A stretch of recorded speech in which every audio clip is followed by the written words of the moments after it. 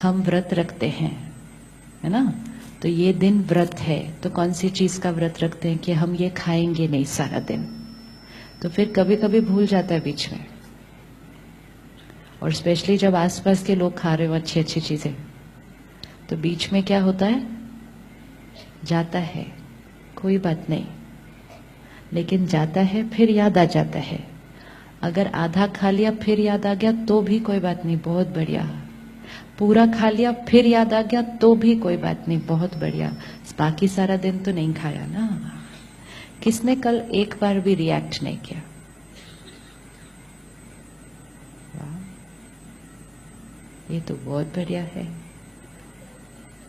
हाँ जी, इंटरनली किया, very good. वो भी एक स्टेप है कि बाहर नहीं किया, व्यवहार में नहीं आया, बोल में नहीं आया, मन में डिस्टर्बेंस हुआ, तो बीमारी कौन सी स्टेज पे रुक गई? कौन सा बेटर है, बाहर आ जाना चाहिए या नहीं आना चाहिए? दुनिया में लोग कहते हैं ना, निकाल लो, अंदर रखेंगे तो प्रॉब्लम आएगी। फिर तो निकालना चाहिए या नहीं निकालना चाहिए? क्या करना चाहिए? प्रॉब्लम तब आती है जब अंदर क्रिएट किया, बाहर नहीं निकाला और अंदर उसको रहने दिया। तो फिर क्या होगा? वो दर्द, वो दुख, वो गुस्सा, वो अंदर अक्यूमुलेट होता जाएगा। जब वो अंदर अक्यूमुलेट होता जाएगा तो वो खुद को बहुत तकलीफ देगा। लेकिन अगर बाहर निकाला तो प्रॉब्लम तो और बढ़ जाएगी। लेकिन अगर अंदर क्रिएट किया और बाहर नहीं निकाला, तो देन नीड इज कि उसके बाद थोड़ी देर बैठकर वो अंदर को भी ठीक करना है कि हाँ, मुझे ये बात बुरी लगी, उन्होंने ऐसा नहीं करना चाहिए था। तो अपने आप से बैठकर अपनी काउंसलिंग करनी है, पर उन्होंने ऐसा क्यों किया? क्यों किया उन्होंने ऐसा? क्यों किया उन्होंने ऐसा? क्योंकि वो उनका संस्कार है। अभी कितने दिन मुझे इस संस्कार को फेस करना है?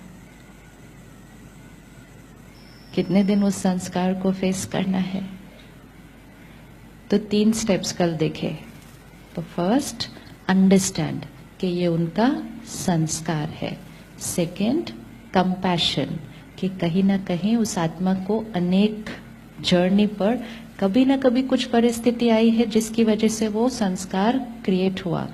अंडरस्टैंड कि वो हमें दर्द नहीं दे रहे, वो खुद बहुत ज्यादा दर्द में हैं।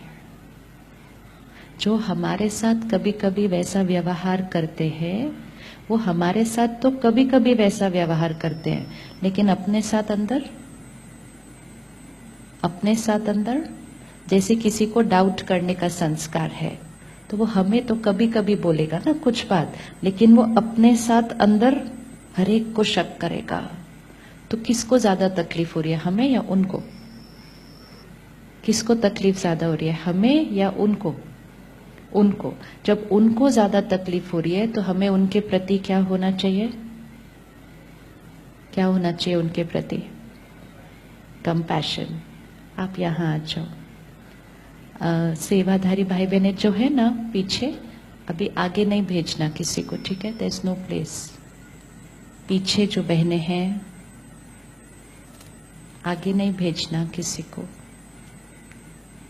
हम राय दे सकते हैं, कभी कभी कोई सुनता ही नहीं है ना? राय देना हर रोज देना, दिन में कई बार देनी पड़े तो कई बार देना, लेकिन सिर्फ क्या ध्यान रखना? क्या ध्यान रखना? डिस्टर्ब होकर फिर नहीं देना। डिस्टर्ब होकर फिर नहीं देना, और अगर राय मानी नहीं जाए फिर भी डिस्टर्ब नहीं होना। विच मीन्स आउटर चीजों को संभालने के लिए इनसाइड को अफेक्ट नहीं होना है सारा दिन। हम ये चाहते हैं कि बाहर सब कुछ परफेक्ट हो, घर परफेक्ट साफ हो, बच्चे परफेक्ट पढ़े, बच्चे परफेक्ट खाना खाए, सब कुछ परफेक्ट बाहर हो, विच इज इम्पोर्टेंट। लेकिन अपनी प्रायोरिटी लिस्ट क्लियर होनी चाहिए। सबसे पहले परफेक्ट कहाँ हो? तो अब क्या करना है, अंदर परफेक्ट रहकर बाहर परफेक्ट होने की राय देनी है। लेकिन बाहर परफेक्ट नहीं हो रहा, उसके लिए अंदर डिस्टर्ब हो गए तो डबल नुकसान हो जाएगा। अभी तो एक ही छोटा नुकसान हो रहा है ना कि बाहर कोई चीज परफेक्ट नहीं है, लेकिन बाहर परफेक्ट नहीं है को बाहर तक ही रहने देना, उसका असर अंदर नहीं आना। अंदर को परफेक्ट रखना तो अंदर का असर बाहर आ जाएगा। किस किस को इरिटेशन होती है जब घर साफ नहीं होता? इतनी कॉमन बीमारी है।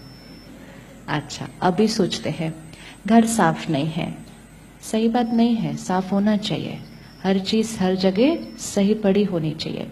लेकिन घर में दो सफाई है, एक है चीजों की सफाई और एक है वाइब्रेशंस की सफाई, है ना। तो चीजों की सफाई के लिए अगर हम रोज इरिटेट होंगे, फिर दूसरे को गुस्से से बोलेंगे, फिर दूसरा ऊपर से गलत जवाब देगा, फिर हम और हर्ट होंगे, फिर वो कुछ और बोलेगा, तो बाहर की सफाई तो वही रह गई, लेकिन वाइब्रेशन भी दूषित हो गया।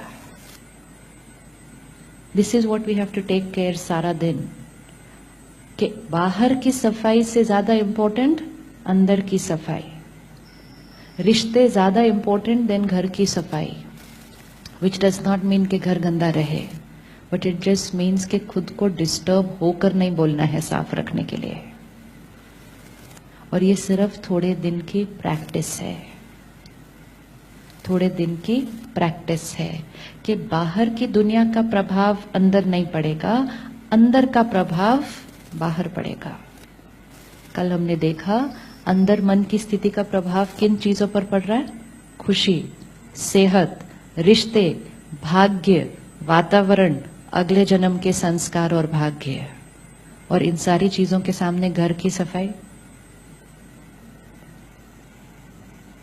क्या लग रहा है कोई कंपैरिजन?